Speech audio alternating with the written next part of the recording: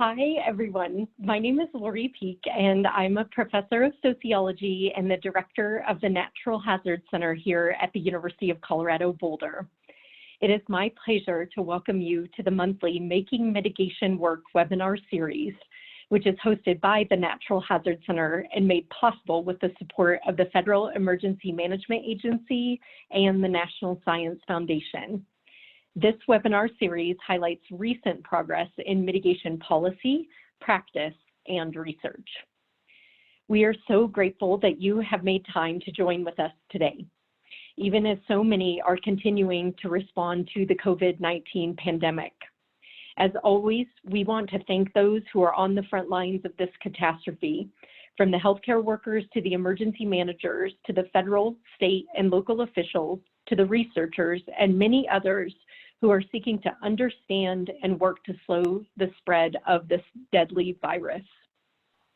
We also acknowledge and thank those who continue to work to reduce the many natural hazards risks that a growing number of people across our nation and globally face. Today, we will hear from Dennis Hwang of the University of Hawaii Sea Grant Program about efforts to reduce flood and other natural hazards risks. A few announcements before we begin the formal webinar presentation. This forum is being recorded. The captioned webinar video and the presentation slides will be posted online at the Natural Hazard Center website at hazards.colorado.edu. This is also where you can find the recordings and supplemental materials from the prior Making Mitigation Work webinars, as well as access to many other free resources. We also wanted to notify all participants that thanks to a partnership with the International Association of Emergency Managers, and I see Mike Gavin, one of our key partners from IAEM, has logged on, we can offer 1 contact hour of emergency management training through the IAEM certification program. To receive the credit, you are required to attend for the entire webinar session. Please visit the Making Mitigation Work webpage under the Trainings tab at hazards.colorado.edu for more information. You can contact Katie Murphy, whose email address is on the website and who is with us as always today, for more information on receiving your certificate for attending this webinar. If at any point during the presentation you have questions or comments, you can offer those either via the chat function or the Q&A box on Zoom. Our speaker will respond to questions as time permits during the webinar. For those questions we are unable to get to, we will share your written responses via the Making Mitigation Work webinar page. I can assure you, Dennis has a packed presentation today with a lot of information, so please do use that Q&A or the chat box to share your questions and comments. And again, we will either get to them during the webinar today or in writing after the webinar concludes. Now, without further ado, I would like to introduce you to our speaker for today's webinar. Dennis Hwang is a faculty member at the University of Hawaii Sea Grant College Program and lead author of the Homeowners Handbook to Prepare for Natural Hazards, which you will be learning more about today.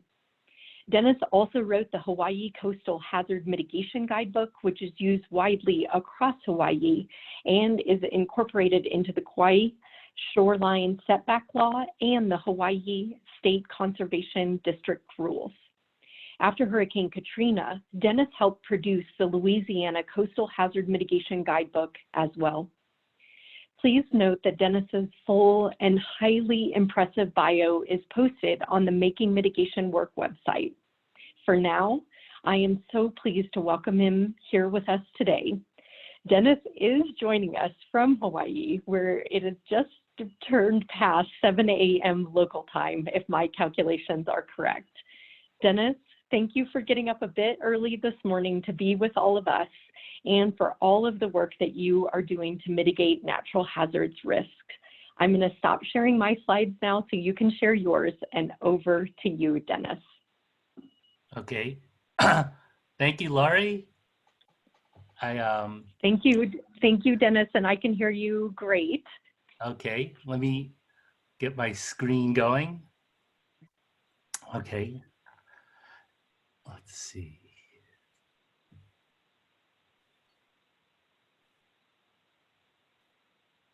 Okay, so good morning, everyone, and good afternoon for people on the East Coast. It's an honor to be working with Natural Hazard Center on this webinar, and we're very pleased to be able to talk about the Homeowner's Handbook to prepare for natural hazards and communication for community resilience.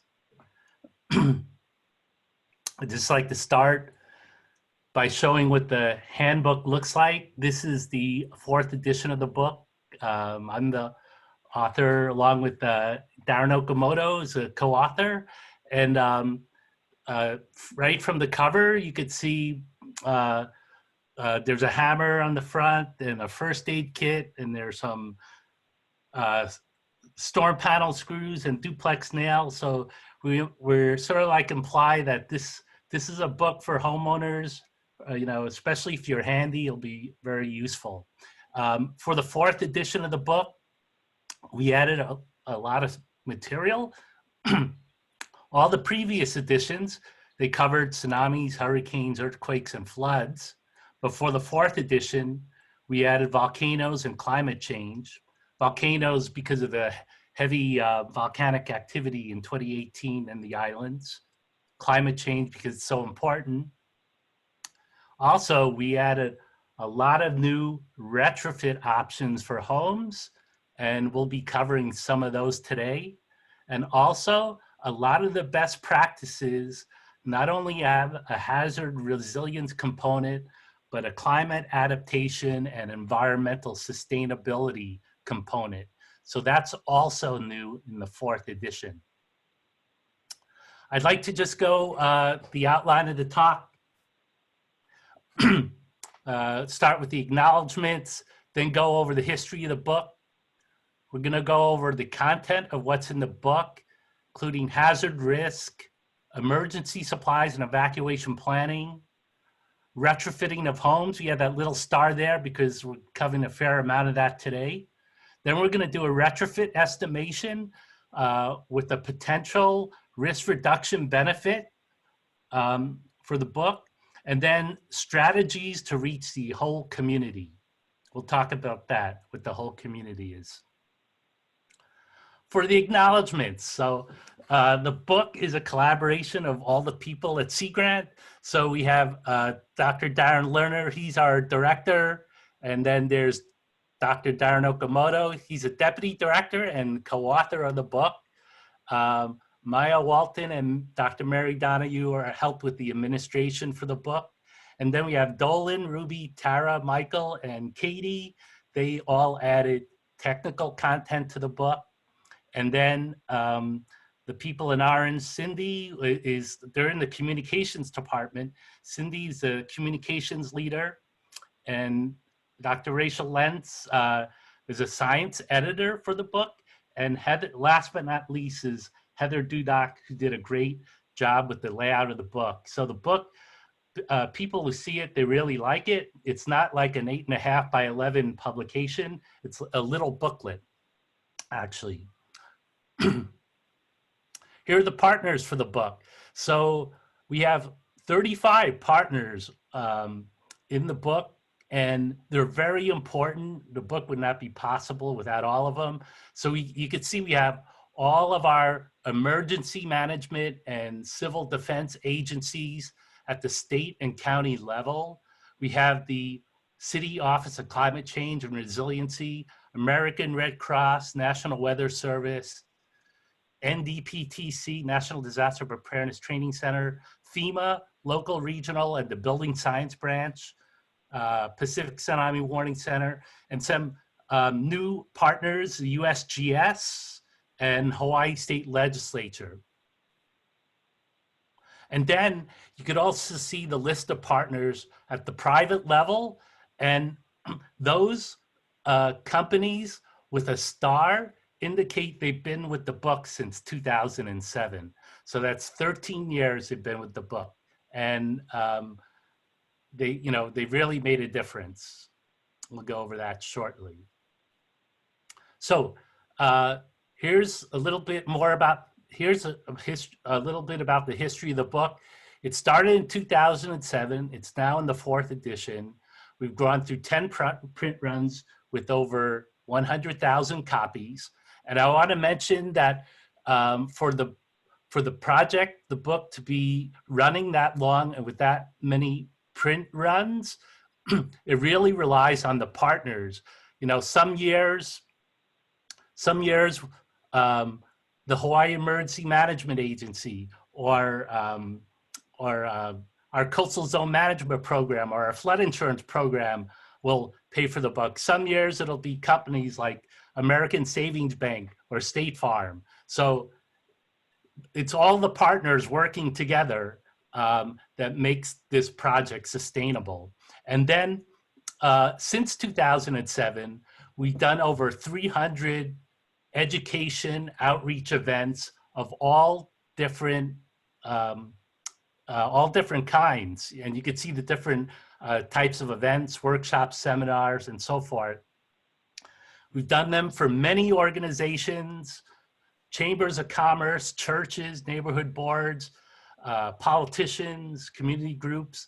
ARP is very interested in doing more work with us right now.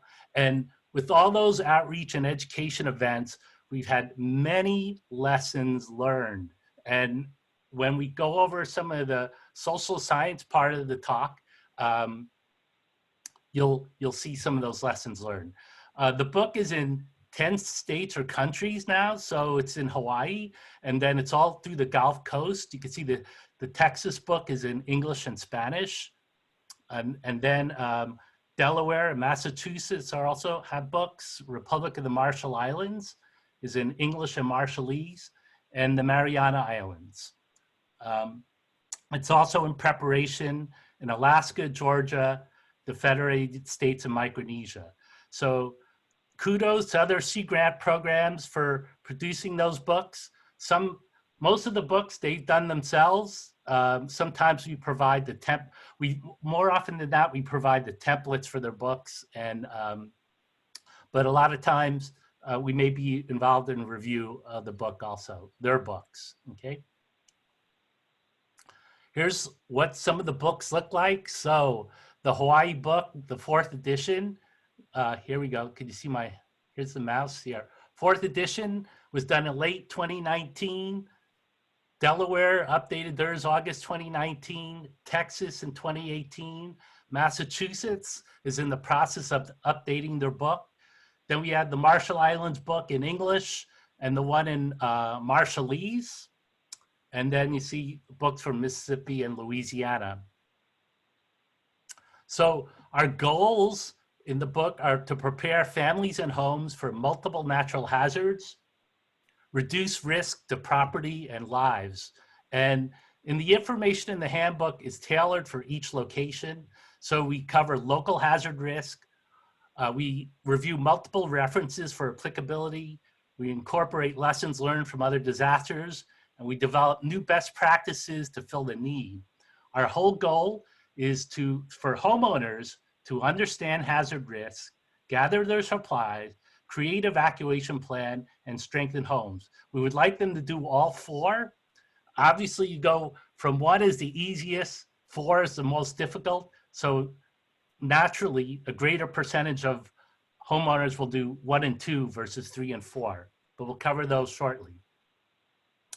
Okay, so when we talk about reaching the whole community, we're talking about all individuals and all organizations. And in social science, they often talk about targeting the message to the audience. So here are target audiences in the community. You see homeowners, businesses, families, renters, and so forth. And when you could see a lot of these target audiences are all associated with homeowners. For instance, pet owners are probably going to be in a home.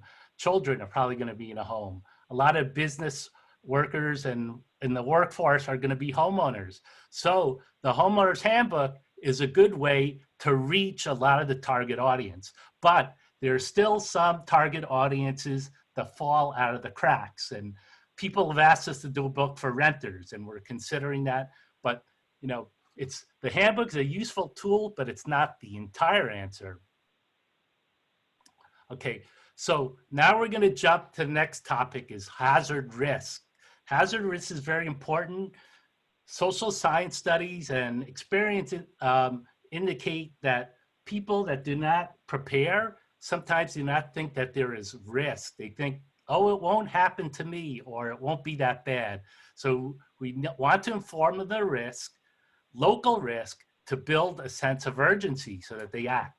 And we try and explain the risk in an understandable and graphical manner, the science of the hazard, and how to look up their risk at their location and understand risk so that they can plan and prepare. So in the book, there's a whole chapter on the risks for the different hazards. So this is some graphics from the tsunami portion, and we explain what is the cause and historical damage from tsunamis, or where do tsunamis originate? What is travel time to Hawaii? This is important so homeowners can put their evacuation plans together properly, their emergency plans together properly. For earthquakes, you could see the major islands. Here's the big island here. Here's us, we're on Oahu right now. And you could see that the greatest earthquake risk is on the big island and decreases as you go to the northwest. So people could have an idea of their earthquake risk. And people could also look up their flood risk. Here's the flood hazard assessment tool from our flood insurance program at the state. And they could look up their flood zone and what is their risk.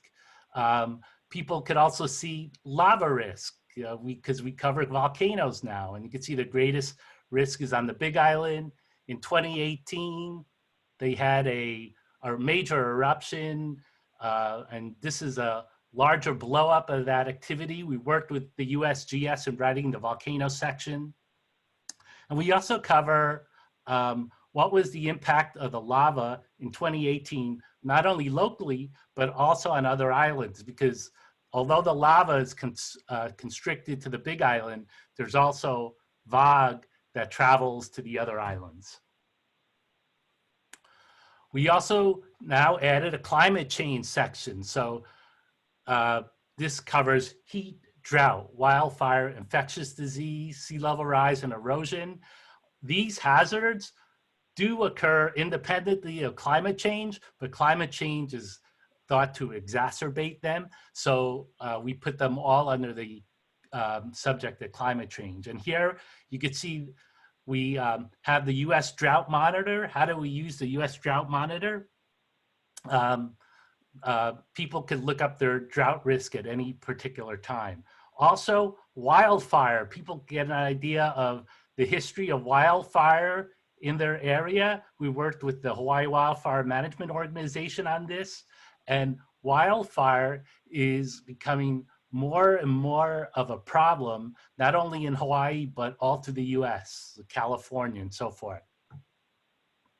Okay, our major risk is hurricanes. So we cover what is storm surge. So, because it's gonna play a role in evacuation planning. And also, what is common damage from a hurricane? Because we cover a lot of retrofitting for hurricanes, because it is our major risk in Hawaii. So our worst case scenario for Hawaii is, here's Hurricane Iniki in 1992, and hitting the island of Kauai. Our worst case scenario is it actually hit the island of Oahu, which has 8 times more structures. So they think that if the Iniki turned north 6 hours earlier, it would have damaged over 50,000 homes instead of the 6,000 or 7,000 on Kauai. That was from a FEMA risk assessment. So that was in 1992. And then in 2018, we almost had something similar, because here we have Hurricane Lane approaching the islands. And you could see in this diagram here that it was heading towards Oahu, and then all of a sudden turned to the west and dissipated. But if it hit as a Category 2, a Pacific Disaster Center study using the FEMA Hazards tool estimates 52,000 households displaced and $27 billion in damages. So we're going to use this number from the FEMA Hazards tool and the study by the Pacific Disaster Center. We're going to use this number to later cover a loss estimation from a risk reduction estimation. Okay, now we're going to go to emergency supplies and evacuation planning.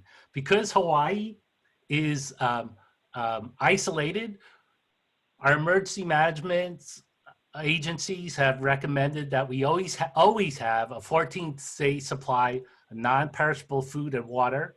So the book covers what type of items should be in their emergency supply kit. And the goal is to create your supplies slowly so that you don't create a burden on the community or shortages, like what happened here's with coronavirus impact in February. On April 1st of this year, our Lieutenant Governor made the following quote, "It's important families always have their emergency plans and supplies. The handbook provides helpful tips so people can slowly gather the supplies for the long term without placing a burden on vendors or creating shortages in the community." We really stress that in the book, how to gather your supplies so you don't create burdens. And then with more people staying at home, we encourage people to stay active by working on their health and on projects to strengthen their home. So here is the governor made that quote on April 1st at the time when the coronavirus was still accelerating in the state of Hawaii. Fortunately, it has flattened. And the good news is that every day now, there are more recoveries, pretty much every day, there are more recoveries and new cases. So we flatten the curve. But the point is, if people always have their emergency supplies, they wouldn't have created the shortages when the COVID-19 epidemic originated in the beginning of this year. And also, as we go forward, we're going to start approaching hurricane season. So even if we flatten the curve, even if this goes to zero, this orange area with active cases, which is highly unlikely because we're going to open the economy, still maintain your supplies and build them, for hurricane season. And even past hurricane season, you should maintain your supplies because you never know when there's going to be a spike. The other thing is when people stay at home and work on their health and strengthen their home, they're increasing their ability to shelter in place. So if there's a hurricane that threatens, say, Hawaii or the Gulf Coast or the East Coast, the stronger the house, the more likely you'll be able to shelter in place because you do not want to go to a public emergency shelter, especially if there's concerns about social distancing and COVID-19. So I wanted to mention that sheltering home for COVID-19 is not the same as sheltering home for a hurricane. For a hurricane, there's a lot different things that need to be considered. For a hurricane, there's a triple threat. The triple threat is inland and coastal flooding, storm surge, and wind. And each one of those could dictate that you can't stay at your home during the event.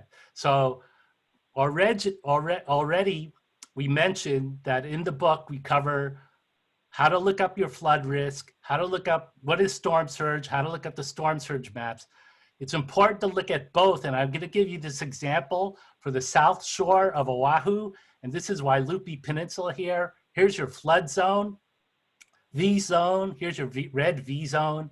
A, here's your A zone associated with inland stream flooding. If you just look at your flood map, this area, Wailupi Peninsula, is okay to stay there during a hurricane. If you just look at your storm surge map, it's not okay to stay there. It's subject to storm surge. But if you just look at the storm surge map, this area along the stream is safe to stay. That's why you need to look at both of these to properly determine if you're safe to shelter in place given water concerns. And one last thing I want to mention, when you look at these, it's still important to wait for the instructions from local emergency management, because the storm surge map is actually a worst case scenario. It's a category 3 or 4. It assumes the right front quadrant of the hurricane is going to hit the coastline. But it's important people to know what if they're in a potentially hazard zone so they could properly plan and properly react when emergency management gives them the proper cue. Okay, remember, triple threat from a hurricane, flooding, storm surge, and wind. We also have to consider wind. So with this, here we have our shelter in place table, and it's for wind, and it says, please read instructions before using this table. It was put together with the help of Ian Robertson and Gary Chalk, two structural engineers that have done a lot of work in Hawaii and worldwide, and also Tim Wade of Simpson Strong Tie and Kevin Richards at Hawaii Emergency Management. And remember the story about the 3 little pigs and the wolf, big bad wolf, houses made of straw, wood, and stone? Well, here we have a single wall house, a double wall house, and a stone house, okay? So inherently, the double wall house is stronger than the single wall house. The stone house is stronger than the double wall house. And then here we have unsafe, marginal, good, better, and best. Our goal is to move a house to the right through proper maintenance and retrofitting, okay? We could add hurricane clips, window protection, and foundation upgrades. You could move a house to the right so it makes it more likely to be able to shelter in place. For the weaker houses, you can only strengthen them so much. You know, you could do a lot more for a double wall house and a stone house. Okay, so the last thing I want to mention about evacuation planning, we have not only the storm surge maps and the flood maps, we give the homeowners, you know, where to look up these pieces of information. We also give them where to look up for their tsunami maps. We don't want people to confuse using the tsunami maps with the storm surge and flood maps. You should use these only for a tsunami.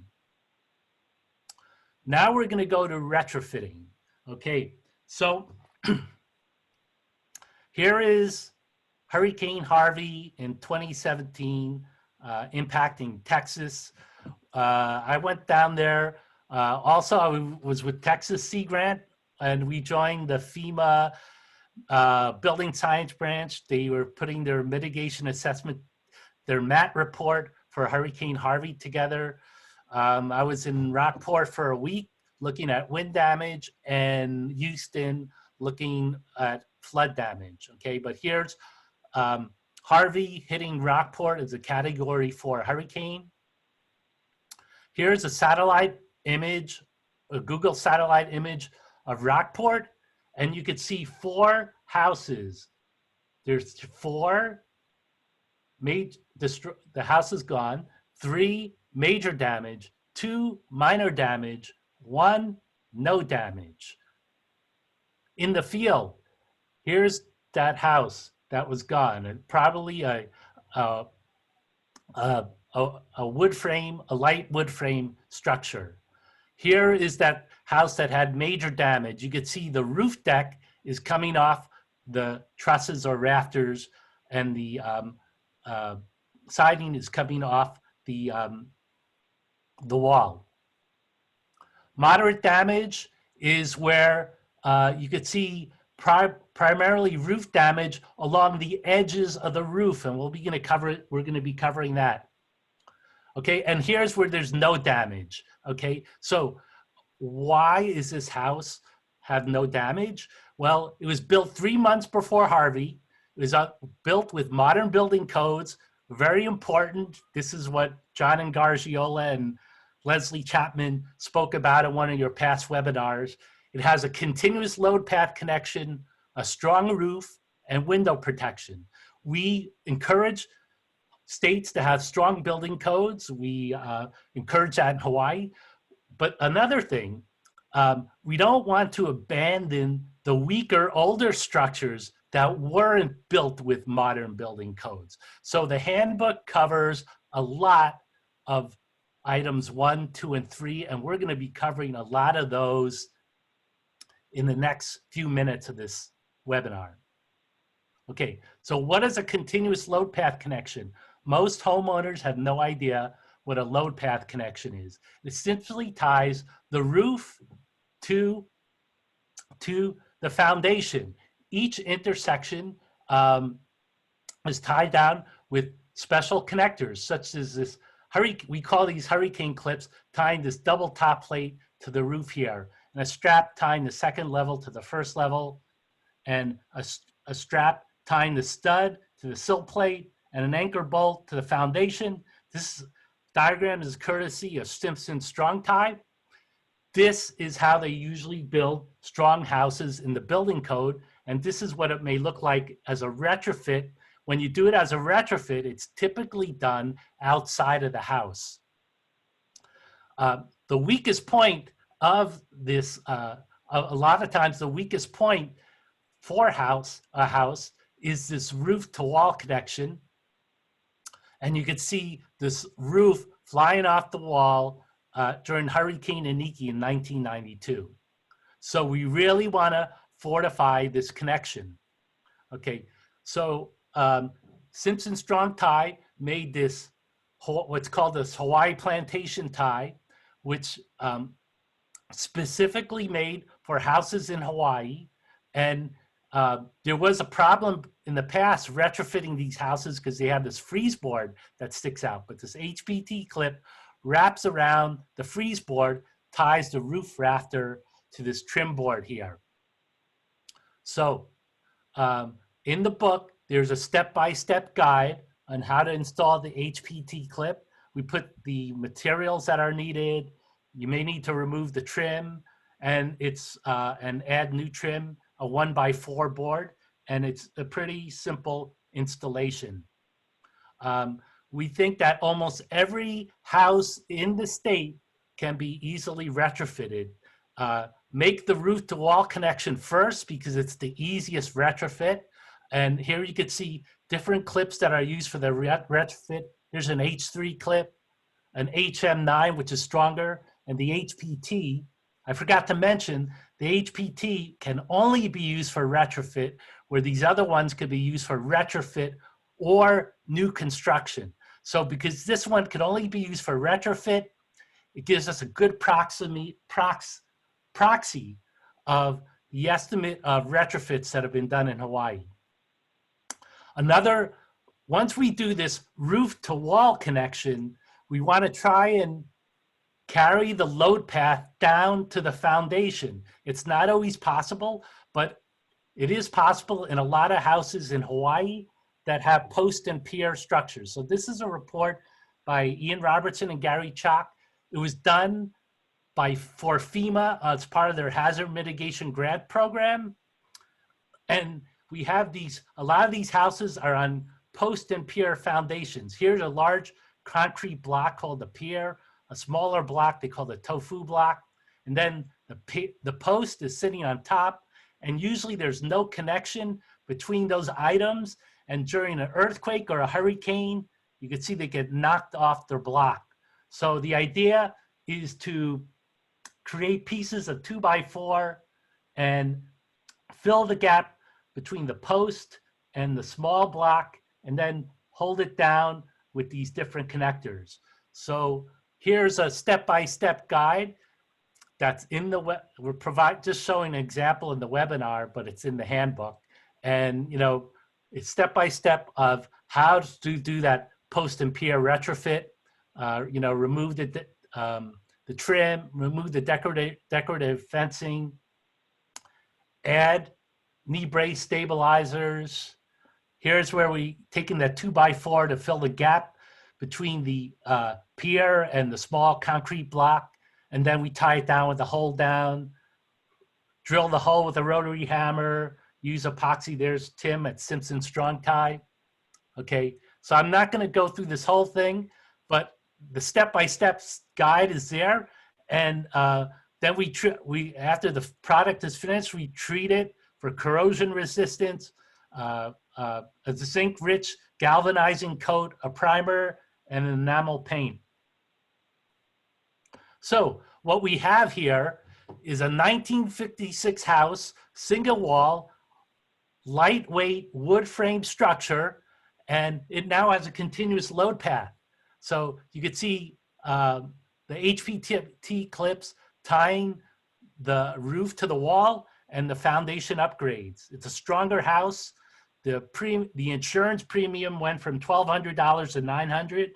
And actually, when this house was sold, it facilitated the sale because the hurricane fortifications were mentioned in the listing, and it was one of the attractions for the house.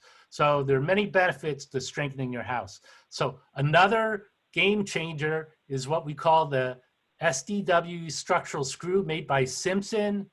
You could see that it's possible for,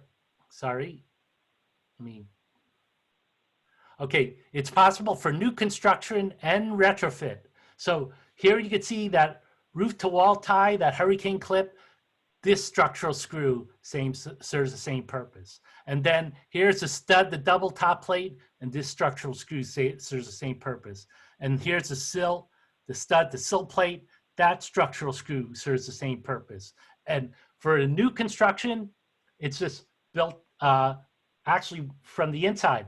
But for a retrofit, it has to go from the outside, and you actually have to drill through the siding. Actually, here's a piece of hardy siding blown off from the building department of the Rockport building department, and the building inspector let me take the piece of it, and we built our model off of that. But here you can see using the structural screw for new construction. This is improved by the building department, the building inspector, and the project structural engineer. Here is the project structural engineer, the foreman, and the construction worker going on over the plan. Here's putting in the structural screw. It's at 22.5 degrees plus or minus a certain range, and a template is provided, and this is tying that stud to the bottom plate there. And here you can see a structural screw tying the double top plate to the roof structure. So that's new construction. For retrofit, okay, you actually have to drill it through the siding. And one of the things I recommend is consult with a licensed structural engineer and architect before proceeding. But you can drill it through the siding. This is an example where the siding is flush with the structural members. Sometimes it's not flush, and it's overlapping, like hardy siding. And then the trigonometry is a little different and a little more complicated, but it's not that hard. And in the book, we provide some trigonometry tables for homeowners that forgot their high school trigonometry. Once you've determined where the double top plate, the bottom of the double top plate is, you'll know where the truss is. You can make a connection, and you could also determine where the stud is to tie to the double top plate. Typically, in hardy siding, the stud is where the nails are in the siding. And here you could see a hurricane clip tying the double top plate to the rafter. This was installed in 1992 from the inside of the house. Here you have the structural screw that was drilled in 2018 from the outside, and we purposely missed the rafter so that just to demonstrate, you know, if we just moved it a few inches over, it would have tied the same structural members together. People will say, wow, we don't want a lot of holes in our house. You know, it look ugly. And here you can see some of the holes from drilling the structural screws, but it's not that bad, because once you drill the hole, then you fill half of the hole with a silicone sealant and the other half with a cement filler. That's for hardy siding with a fiber cement siding. You would use a wood filler for a wood siding. And then when you sand and paint it, it looks like new. So this house, 1992 house, has 156 structural screws at all different levels in 2020 to help complete the load path, many during the quarantine. Okay, so this is a home improvement project during the quarantine. And what's happening now is the entire dead weight of the house resists wind forces. It resists sliding, uplift, overturn, and racking. The other thing to note is that these structural screws were not that expensive. Each one is 75 cents. So this retrofit in material cost was a little over $100. Next thing is covered a lot in the book is wind protection. Whenever there's a hurricane, there's a lot of windborne debris flying around. So we cover a lot of wind protection. Here's roll down shutters that are used at our National Weather Service. And this is also the building that Hawaii Sea Grant is located in. And then we cover hurricane screening. This is for large or unusually shaped windows. Accordion shutters. Hurricane panels, which are steel, aluminum, or clear plastic. We cover a lot about plywood because it's cheap, readily available, but it is heavy. And so now there's this new material, polycarbonate. It's becoming more available in Hawaii. It's lightweight and strong. We cover a lot about how to do the fastening for the different panels, whether they these are Simpson storm panel screws, or whether you use duplex nails and different types of screws. If you're going to use plywood, you need to prepare beforehand. Pre-cut, pre-label, pre-mark, pre-drill all holes. Okay, we also cover impact-resistant windows. So this is a picture courtesy of Coastal Windows, and what it shows is this window actually has gone through missile tests. This is what they put in Miami-Dade, Florida. It has a 9-pound 2x4 going at 34 miles per hour, impacting the window. And then it goes through hundreds or thousands of negative pressure cycle tests. Not only is this window or impact resistant windows resilient, but they also have a environmental sustainability and a climate adaptation component to it. You can see the box here. It helps dampen sound, block UV radiation, reduce solar heat gain, and open view planes. So what we cover in the book, there are 10 different methods to protect your windows. The trade-off is cost versus time to deploy. We also cover a lot about roofing. Here's a house that was subject to a hurricane, and a lot of the roof deck has come off. So if you're going to re-roof, we mentioned use 8D ring shank nails or Simpson wood deck screws. And even if you don't re-roof, you could use a subfloor adhesive. We cover asphalt shingle roofing, and we followed some of the guidance from the FEMA Home Builder's Guide to Coastal Construction. We want people to create a sealed roof. Here's like a self-adhering modified bitumen layer that's laid down on the roof. Also, when you lay down the asphalt shingle roofs, we already saw examples of increased pressure along the edges and corners of the roof. We saw that example in Rockport, where the damage was occurring at the corners and edges of the roof. So following FEMA guidelines in their technical fact sheet, we also worked with Tom Smith on this. We followed this fact sheet and we put extra dabs of asphalt cement along the edges and roofs. And we also want people to create a cool roof to lower their energy costs, and we provide tips on that. Okay, other topics in the book that are in the book we won't cover because of lack of time, and we cover garage doors, solar units, trees, landscaping, primarily to create a defensible barrier, to reduce the risk from wildfire. And we cover energy. We work a lot with Hawaii Electric on that. And then there are also more best practices for flooding, earthquake and wildfire. And also insurance. We cover insurance for property and wind and flood. I'd like to go over a risk estimation of how much retrofitting has been done in Hawaii. So we already saw this statistic.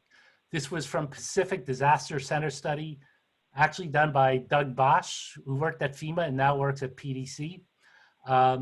Category 2, hitting Oahu, considering topography, 52,000 homes damaged or destroyed, $25 billion in residential property damage, usually light frame wood structures.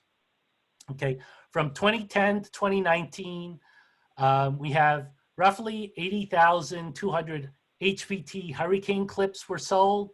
These clips can only be used for retrofit. So for this single wall house, it used 40 HPT clips. For this double wall house, it used 58 H3 clips and 27 HPT clips. So we averaged 33.5 HPT clips for the single wall and double wall houses. We take the number of HPT clips sold, divided by the number of clips used per house, and get a rough estimate of 2394 houses. We take that number, we adjust a little up because not all retrofits use HPT clips. Some use the H3, which are cheaper and easier to install. Some use the H1, H10, or HM9s, which are stronger. So we increased it a little. We decreased it a little because not all HPT clips may have been installed. And we also increased it a little because there were other retrofit measures besides the clips, such as windows and cables. And that came from a hurricane behavioral study. When you do the math, we estimate 2,581 houses were retrofitted. We're trying to prevent this. When we multiply that by the numbers from the FEMA and PDC hazard study, we get 1.27 billion. And because this is a rough estimate and we're still working on the numbers, we just round everything down to make it an approximation. But our best guess is that we've retrofitted 2,500 homes with a potential risk reduction benefit of over $1 billion. So here we go, carrying that information over. Here's the potential risk reduction benefit. And who is doing this? This is primarily proactive people here, because there's no requirement to do this. There's no grant program at the moment to do this. And it also shows the importance of education and outreach to have such an impact with very little budget, and we think that's the low-lying fruit. But the question is, how do we go about reaching these other houses? We want to make sure every house is as strong as possible, within reason. How do we reach the unreceptive skeptical group, which is a large part of the population? So I'm going to go next into the last category, strategies to reach the whole community. And this is a bill signing ceremony at the Governor Ige's office. There's Governor Ige. The bill was initiated by Rep. Mark Nakashima. Here's Darren Okamoto here, the co-author of the book. Here's representatives from Hawaii Emergency Management, FEMA, Hawaiian Electric, American Savings Bank. And this is a signing ceremony for this bill. In this bill, we're supposed to update and publish the 4th edition of the book, which we just covered. We're supposed to conduct systematic education and outreach, and we're going to go over that real quickly now. We're supposed to develop a communication strategy and outreach plan, which we're going to summarize very shortly. So in the plan, it was fed by several sources of information, concepts of social science, a hurricane behavioral study by FEMA, the Corps, Hawaii Emergency Management, lessons learned from outreach from 2000 to 2019, over 300 events, and then interviews.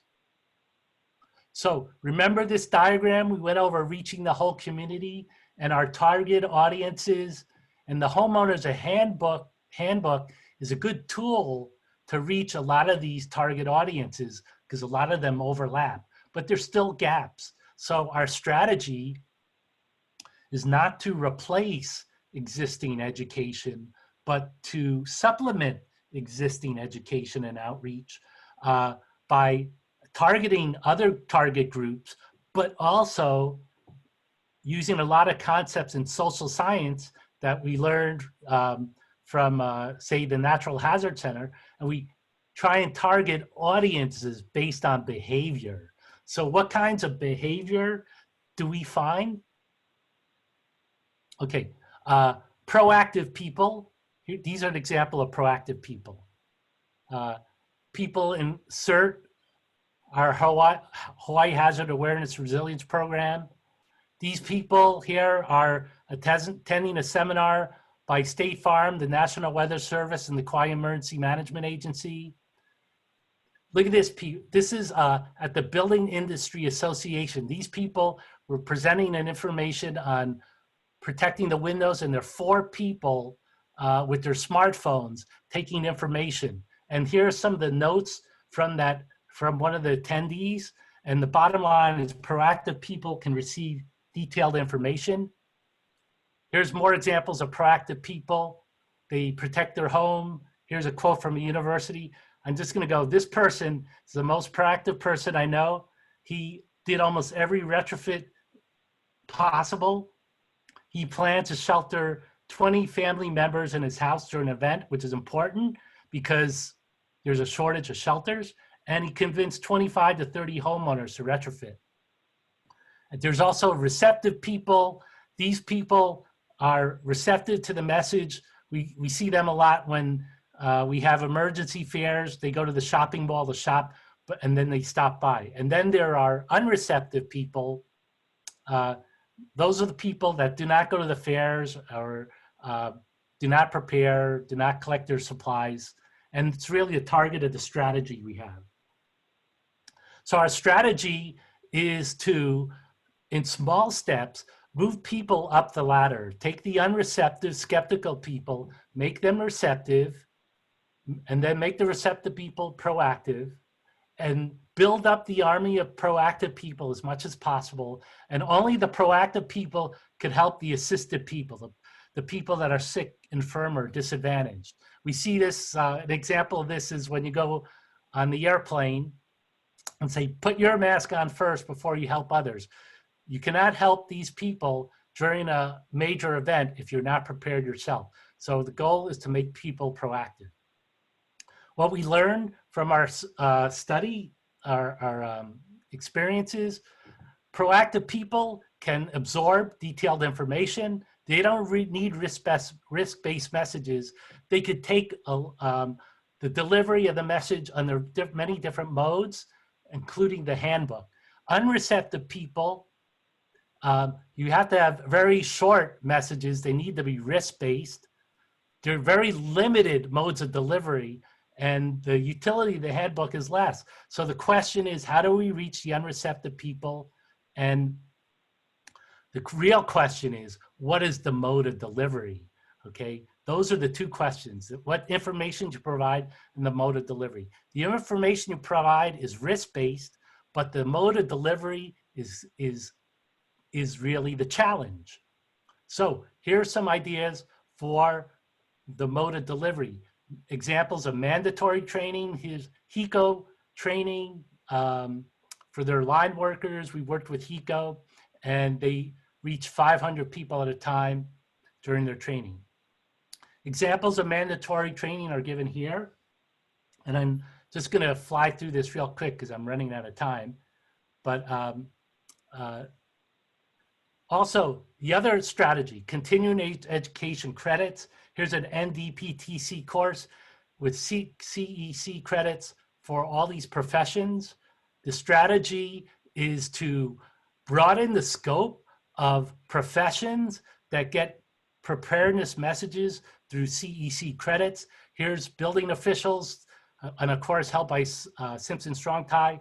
Here's insurance agents, and a course held by Zephyr Insurance with National Weather Service, Hawaii City and County Department of Emergency Management as partners. And here's attorneys. So broaden the scope of professions receiving CEC credits. Use public education. Our Department of Education is very interested in using national science standards for K-12 with teacher toolkits. And then financial incentive programs. Here's a summary of the strategies to reach a whole community. We just discussed those, and other programs, working with the legislature, the Natural Hazard Center. We're trying to reach all members of the community. And then finally, here is some list of key resources from the Building Science Branch, NDPTC, Natural Hazard Center, Hawaiian Electric, and the Sea Grant. Okay, so thank you, everyone. Hope and Natural Hazard Center, stay safe and proactive. Hope to work with you in the future. So now I'm going to escape. I don't think I left much. Okay, so.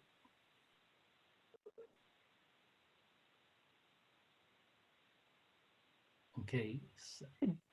Dennis, that was absolutely fantastic. And I know you stopped sharing your screen, so I'm putting mine back up there. Okay, good. And Dennis, we've received a couple of questions in the chat box. And so in the interest of time, because we only have about a minute and a half left, but I am so glad all of the minutes went to this rich presentation. We will go ahead and take the questions, and to all of our listeners out there, we will have, Dennis will respond to those, and then we will post them on his page. And Dennis, I just wanted to say to you that I know that you shared during the presentation that you've covered about 2,500 homes and saved about $1 billion. But you still have about 50,000 to go. But I just wanted to say on behalf of all of us listening to you that if there is anyone that could get those next 50,000 homes, we have no doubt that it is you. Just thank you so much for your and your team's commitment to this handbook, all of the partnerships that you shared during this. It is just so obvious what an exceptional and collective effort this has been. And so thank you for sharing this with us today. And in our last minute, I just wanted to, in addition to thanking Dennis for this timely and important presentation, I also wanted to offer our gratitude to FEMA and the National Science Foundation for making this webinar possible. Thanks to all of you for showing up today and listening so intently. And just a few closing announcements. If you do plan to receive credit for attending today's webinar, please do contact Katie Murphy. You can find her email on our hazards.colorado.edu website, and more information on the continuing education credits under the trainings tab. So please do take advantage of that opportunity. And then we also ask to all of you, please save the date for Tuesday, June 9th from 1 to 2 p.m. Eastern. We are going to hear from researchers and practitioners at the University of Puerto Rico Mayagüez, the U.S. Geological Survey, and the Natural Hazard Center share a presentation on collaborative risk communication, the landslide guide for residents of Puerto Rico. And we think that this is going to be a very nice sister presentation to what you heard today. Please do visit hazards.colorado.edu for more information on upcoming Making Mitigation Work webinars. And that is where we will also post the recording, slides, and notes from today's webinar. Again, Dennis, thank you for your presentation and for all that you are doing for the people of Hawaii and this nation. And on behalf of the entire team here at the Natural Hazard Center, we hope to see you all again soon. Please take care of yourself and others. Thank you, Laurie. Bye, everyone. Thank you. Thank you, Dennis. Take good care. Yeah.